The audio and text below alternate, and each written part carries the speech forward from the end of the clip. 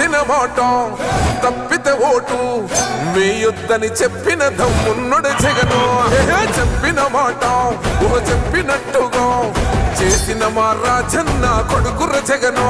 ఏ కష్టం రావద్దని పేద గుండెకు ప్రతి పథకం పంపిండుర గడప గడపకు. పులి గడపలో పులి పుట్టినట్టే పుట్టిండురా. జెండలు జత కట్టడమే మీ ఎజెండా, జనగుండల గుడి కట్టడమే జగను ఎజెండా. బలిరా బలి బలిరా బలిరా, పులి వెందులలో పుట్టిందా పులిరా. కుర్చీల కూర్చోవడమే మీ ఎజెండా, కుర్చీ జనమే ఇవ్వాలన్నది జగను ఎజెండా.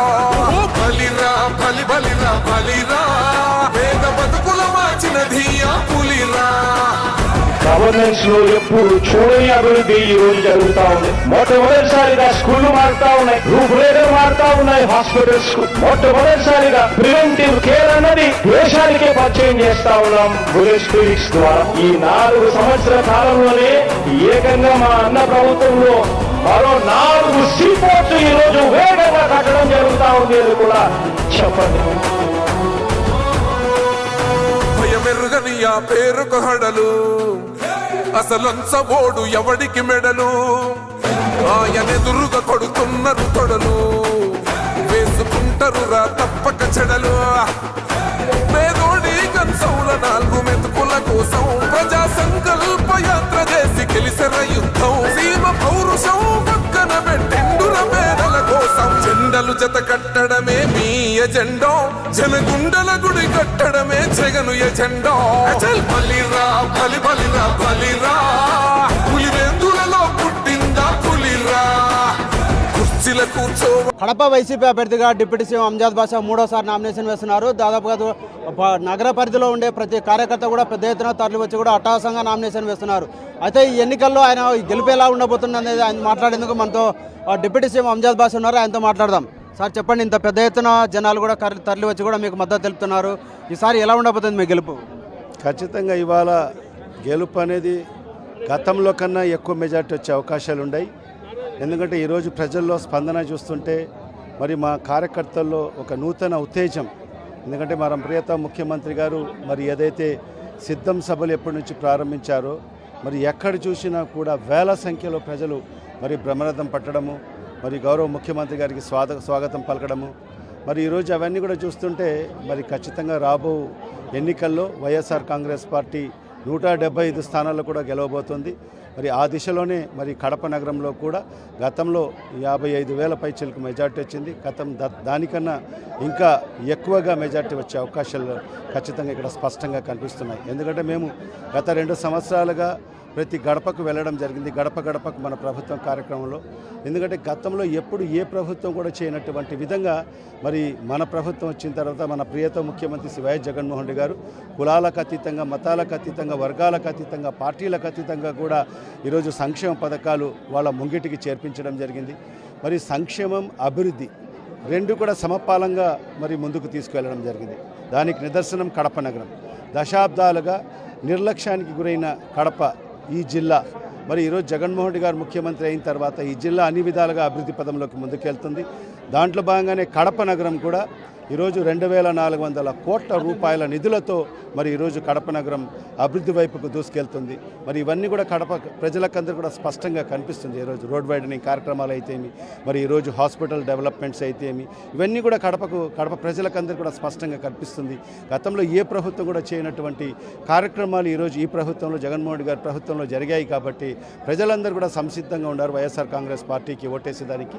ఖచ్చితంగా రేపు ఎన్నికల్లో గతంలో కన్నా అందరికి కూడా మంచి మెజార్టీతో మరి అక్కడ మరి వైఎస్ఆర్ కాంగ్రెస్ పార్టీ అభ్యర్థులు గెలవబోతున్నారు. కడప అంటే కులాలకు, మతాలకు అతీతంగా కూడా రాష్ట్ర వ్యాప్తంగా కూడా ఒక గుర్తింపు పొందిన జిల్లా కేంద్రం. కానీ ఎన్నికల్లో గెలుపు కోసం ఈసారి కులాల వారిగా, మతాల వారిగా కూడా విడగొట్టే కుట్రలు చేస్తున్న పరిస్థితి ఉంది. ఈ పరిస్థితి నుంచి వైసీపీ ఎంతవరకు సక్సెస్ అవుతుంది? నిజంగా కడప నగరం అనేది మత సామరస్యానికి ప్రతీక. ఎందుకంటే ఇక్కడ దేవుని కడప, ఏదైతే తిరుమలకు తొలి గడపైన దేవుని కడప ఉంది. మరి అదేవిధంగా పెద్ద దర్గా, మరి అదేవిధంగా మరియాపురంలో మరి మన క్రైస్తవుకు సంబంధించిన చర్చి, మరి ఇవన్నీ కూడా మత సామరస్యానికి ప్రతీక. మన కడపలో ఎప్పుడు కూడా ప్రతి ఒక్కరి పండుగల్లో ఒకరు పాలు పంచుకొని ఇక్కడ హిందూ ముస్లిం క్రైస్తవ సోదరులు అందరూ కూడా ఎంతో ఒక సంయమనంతో ముందుకెళ్తారు, ఒక సోదరభావంతో ముందుకెళ్తారు. ఎక్కడెక్కడ ఇక్కడ భేదాభిప్రాయాలు లేవు. మరి ఎందుకంటే ఈరోజు ప్రతిపక్షాల కాడ వాళ్ళకు ఎజెండా లేదు. వాళ్ళు గతంలో ప్రభుత్వంలో అధికారంలో ఉన్నప్పుడు ఈ ప్రాంతాన్ని ఎక్కడ ఏ కోశాన్ని కూడా అభివృద్ధి చేయలేదు, ఈ రాష్ట్రాన్ని అభివృద్ధి చేయలేదు.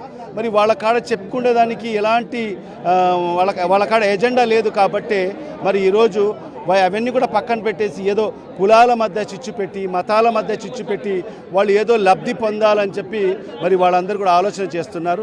మరి వాళ్ళు ఎన్ని కుట్రలు చేసినా, ఎన్ని కులాల మధ్య చిచ్చు పెట్టాలని ప్రయత్నం చేసినా కడప నగర ప్రజలు అలాంటి దానికి ఆస్కారం ఇవ్వరు. ఖచ్చితంగా ప్రజలందరూ కూడా, కడప ప్రజలందరూ కూడా ముస్లిం సోదరులు అయితేమి, మా హిందూ సోదరులు అయితేమి, క్రైస్తవ సోదరులు అయితే ఎంతో అన్యూన్యంగా, ఎంతో సోదరభావంతో ముందుకెళ్తారు. కాబట్టి మరి వీళ్ళు చేసిన కుట్రలకు వాళ్ళు ఎవరు కూడా అది పట్టించుకోరు. ఖచ్చితంగా అందరూ కూడా మరి ఈరోజు జగన్మోహన్ రెడ్డి గారు చేస్తున్న సంక్షేమం, అభివృద్ధి ఈ రెండే చూస్తారు. కాబట్టి కడప నగరం అభివృద్ధి చూస్తారు. కాబట్టి అభివృద్ధికి చూసి ఈరోజు ఓటు వేయమని చెప్పి కూడా మేము కూడా ప్రతి సందర్భంలో కూడా ఈరోజు ఎక్కడికి వెళ్ళినా కూడా మా ప్రచారంలో కూడా సంక్షేమం, అభివృద్ధి ఈ రెండు చూసే మనకు ఓటు వేయమని చెప్పి కూడా చెప్పే పరిస్థితి గతంలో ఎప్పుడు లేదు. మరి ఇవాళే, ఎందుకంటే మన ముఖ్యమంత్రి గారు కూడా చెప్పడం జరుగుతుంది ప్రతి సందర్భంలో కూడా, మీ ప్రాంతానికి మేలు జరిగింటేనే, మీ కుటుంబానికి మేలు జరిగింటేనే నన్ను ఆశీర్వదించండి అని చెప్పే పరిస్థితి ఎప్పుడైనా మనం చూశామా? మరి అదే మాట చంద్రబాబు నాయుడు గారు అనగలరా? 14 ఏళ్ళు ముఖ్యమంత్రిగా పనిచేశాడు కదా ఆయన. ఎప్పుడైనా మీ ప్రాంతానికి మేలు చేశాను, మీకు మేలు చేశాను కాబట్టి నాకు మరొకసారి నన్ను గెలిపించండి అని చెప్పే దమ్ము కానీ, ధైర్యం కానీ మరి చంద్రబాబు నాయుడుకి లేదు. మరి ఆయనకు ఒత్తాసు పలుకుతున్న రాజకీయ పార్టీలకు లేదు. వాళ్ళందరూ కూడా ఈరోజు కులాల మధ్య, మతాల మధ్య చిచ్చు పెట్టి ఏదో ఒక రకంగా లబ్ధి పొందాలని చెప్పి ఆలోచన చేస్తున్నారు తప్ప మరి ఈరోజు ఏం చేసినా కూడా అందరూ కూడా సమైక్యంగా ఉంటూ ఖచ్చితంగా జగన్మోహన్ రెడ్డి గారిని రేపు 2024 ఈ ఎన్నికల్లో ఆయనకు ముఖ్యమంత్రి చేసుకోవడానికి సంసిద్ధంగా ఉండారు. వైసీపీ ఒకవైపు సామాజిక న్యాయం అని చెప్పేసి కూడా గడిచిన 5 ఏళ్ళు కూడా ఒక మంచి పాలన అందించింది. ఇప్పుడు ఎన్నికల్లో కూడా కొంత సామాజిక న్యాయం పరంగా కూడా సీట్లు కేటాయిస్తే కూడా జీర్ణించుకోలేక ఆ మైనార్టీలను పూర్తిగా పక్కన పెడుతున్న పరిస్థితి కూటమి వద్ద ఉంది. దీన్ని ప్రజలు ఎలా తిప్పికొట్టచ్చు అంటారు? ఖచ్చితంగా చూడండి, సామాజిక న్యాయం అని చెప్పి ఈ నినాదము మేము పిల్లప్పటి నుంచి వింటూనే ఉన్నాం.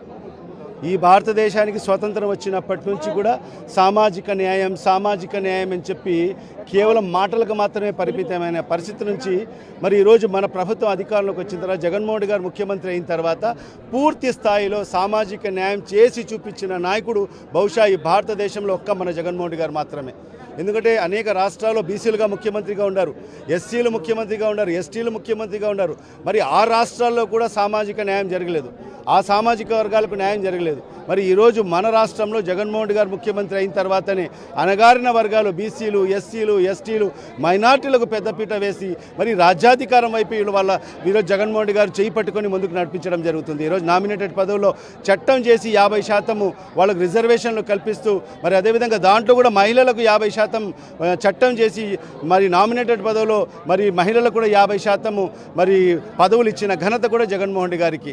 మరి దాంట్లో భాగంగానే ఈరోజు సీట్ల కేటాయింపుల విషయంలో కూడా చూసుకుంటే మరి ఈరోజు అన్ని వర్గాలకు కూడా సమన్యాయం చేస్తూ ఈరోజు 175 స్థానాలు ఎమ్మెల్యే శాసనసభ్యుల స్థానాలు ఉన్నాయి.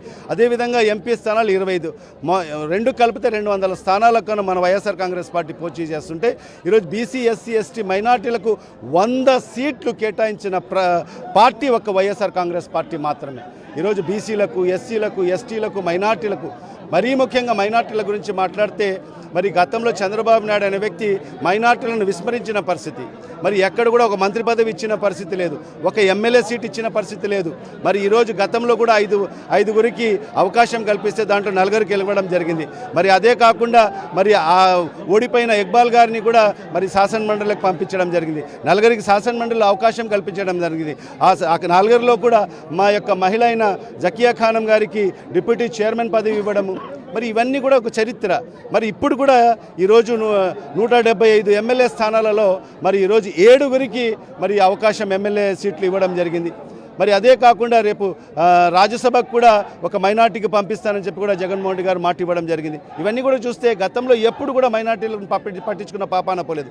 కేవలం మైనార్టీలకు కేవలం ఓటు బ్యాంకుగా మాత్రమే వినియోగించుకున్న మరి పార్టీలను చూసాం, నాయకుల్ని చూసాం. మరి ఈరోజు జగన్మోహన్ రెడ్డి గారు వీళ్ళు ఓటర్లే కాదు, వీళ్ళు కూడా పాలకులుగా ఉండాలని చెప్పి ఈరోజు మా మైనార్టీలకు అందరికీ కూడా చేయి పట్టుకుని నడిపిస్తున్న మరి ముఖ్యమంత్రి శ్రీ వైఎస్ జగన్మోహన్ రెడ్డి గారు. ఖచ్చితంగా ఈరోజు మైనార్టీలందరూ కూడా 100% ఖచ్చితంగా జగన్మోహన్ రెడ్డి గారు వెంట ఉన్నారు. జగన్మోహన్ రెడ్డి గారిని ముఖ్యమంత్రి చేసుకునే దిశలో మరి ఈరోజు అణగారిన వర్గాలు బీసీ, ఎస్సీ, ఎస్టీ, మైనార్టీలు మరి ముందుంటారని చెప్పి కూడా ఈ సందర్భంగా తెలియజేసుకుంటారు. 5 ఏళ్ల పాలన కావచ్చు, కడపలో మీరు చేసిన అభివృద్ధి కావచ్చు, హ్యాట్రిక్ విజయం ఖాయమంటుంది. ఖచ్చితంగా హ్యాట్రిక్ విజయం ఖచ్చితంగా ప్రజలు ఇస్తారు. ఎందుకంటే మేము ఏ ప్రచారం ఎక్కడికి వెళ్ళినా కూడా మా ప్రచారంలో సంక్షేమానికి, అభివృద్ధికి చూసి ఓటు వేయండి. గతంలో 2014 నుంచి 19 మరి ఏ ప్రభుత్వం అధికారంలో ఉండింది, మరి ఆ 5 ఏళ్ళు మరి కడప నగరం ఏ విధంగా అభివృద్ధి జరిగింది, మరి ఈరోజు 19 నుంచి ఇప్పటి వరకు మరి జగన్మోహన్ రెడ్డి గారి ప్రభుత్వంలో మరి ఏ మేరకు కడప నగరం అభివృద్ధి జరిగిందో కడప ప్రజలే న్యాయ నిర్ణేతలు. ఖచ్చితంగా మీరందరూ కూడా చూసి మరి 5 ఏళ్ల పరిపాలన ఏ విధంగా ఉన్నది, ఈ 5 ఏళ్ల పరిపాలన గత 5 ఏళ్ల పరిపాలన చంద్రబాబు నాయుడు గారి పరిపాలన ఎలా ఉన్నది, మరి ఈ 5 ఏళ్ల పరిపాలన ముఖ్యమంత్రి శ్రీ వైఎస్ జగన్మోహన్ రెడ్డి గారి పరిపాలన ఏ విధంగా ఉన్నది, మరి బేరీజు వేసుకొని మీరే న్యాయ నిర్ణేతలుగా ఉండి ఖచ్చితంగా జగన్మోహన్ రెడ్డి గారిని మరి ఈ వైఎస్ఆర్ కాంగ్రెస్ పార్టీని మీరందరూ కూడా మరి ఖచ్చితంగా రాబో ఎన్నికల్లో మరి వైఎస్ఆర్ కాంగ్రెస్ పార్టీ ఫ్యాన్ గుర్తుపైన మీ అమూల్యమైన ఓటును వేయించి అత్యధిక మెజార్టీతో మరి వైఎస్ అవినాష్ రెడ్డి గారిని మరి నన్ను కూడా మీరందరూ కూడా గెలిపించాలని కూడా ప్రతి ఒక్కరు కూడా సవినయంగా విజ్ఞప్తి చేసుకుంటారు. గడిచిన 5 ఏళ్ల పాలన కావచ్చు, ఆ తర్వాత మనతో బీసీ నేత కూడా మరో నేత కూడా మనతో ఉన్న పరిస్థితి ఉంది. ఇది మొత్తంగా అయితే గడిచిన 5 ఏళ్ల పాలన కావచ్చు, ఆ కడపలో అభివృద్ధి జరిగిన 5 ఏళ్లలో జరిగిన అభివృద్ధి కావచ్చు, వైసీపీని హ్యాట్రిక్ విజయం అయితే వరిస్తుందని చెప్పేసి కూడా ధీమా వ్యక్తం చేస్తున్నారు. కెమెరామెన్ వెంకట్తో నాగరాజు, సాక్షి న్యూస్, కడప.